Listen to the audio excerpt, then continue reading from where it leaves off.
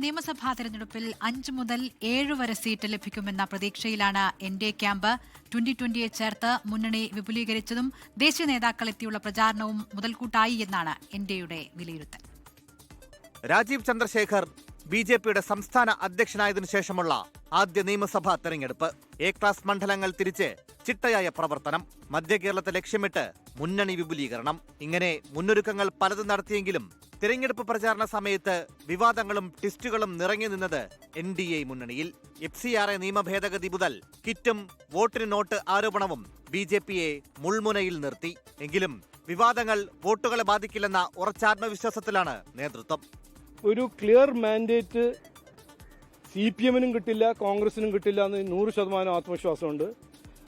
BJP ഇവിടെ ഒരു നിർണായകമായ ശക്തിയായി മാറും ഈ ഇലക്ഷനിൽ. ജനങ്ങളത് അങ്ങനെ BJPക്ക് ഒരു റോൾ തരും എന്ന് എനിക്ക് 100% ആത്മവിശ്വാസമുണ്ട്. 30 സീറ്റുകളിൽ ഇഞ്ചോടിഞ്ച് മത്സരം, ചുരുങ്ങിയത് 5 സീറ്റെങ്കിലും ഉറപ്പാക്കുക, ഇതാണ് എൻഡിഎ ലക്ഷ്യമിടുന്നത്. നേമം, തൃശൂർ, പാലക്കാട്, മഞ്ചേശ്വരം, കഴക്കൂട്ടം എന്നീ മണ്ഡലങ്ങളിൽ വലിയ വിജയം ആണ് പ്രതീക്ഷിക്കുന്നത്. ആറന്മുളയും തിരുവല്ലയും ഉൾപ്പെടെ ഒപ്പത്തിനൊപ്പം കേരളത്തിൽ മൂന്നാം ബദൽ ഈ തിരഞ്ഞെടുപ്പിൽ സൃഷ്ടിക്കപ്പെടുമെന്ന് MT രമേശ്. കേരളം 2 മുന്നണികൾക്കിടയിൽ മാത്രം ധ്രുവീകരിക്കപ്പെട്ടതാണ് എന്നുള്ള ഒരു പരമ്പരാഗത വിശ്വാസം മലയാളികളുടെ മനസ്സിലുണ്ട്. അത് ഈ തെരഞ്ഞെടുപ്പോടുകൂടി മാറുകയാണ്. മധ്യ കേരളത്തിലെ വോട്ടുകൾ ലക്ഷ്യമിട്ട് 2020യെ എൻഡിഎ മുന്നണിയിൽ എത്തിച്ചു. ക്രൈസ്തവ വോട്ടുകൾ ലക്ഷ്യമിടുന്ന BJP ഈ കൂട്ടുകെട്ട് മുതൽക്കൂട്ടാവും എന്ന ആത്മവിശ്വാസത്തിൽ.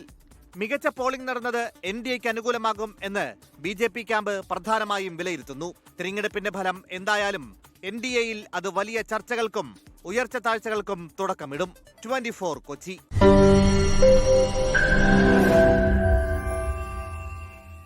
ലോകത്തെവിടെയായാലും ഏത് സമയത്തും 24 വാർത്തകളും ഓഗ്മെന്റഡ് റിയാലിറ്റി പാക്കേജുകളും എക്സ്പ്ലെയിനറുകളും വിശദമായി കാണാൻ ഞങ്ങളുടെ YouTube ചാനൽ നിങ്ങൾക്ക് സബ്സ്ക്രൈബ് ചെയ്യാം.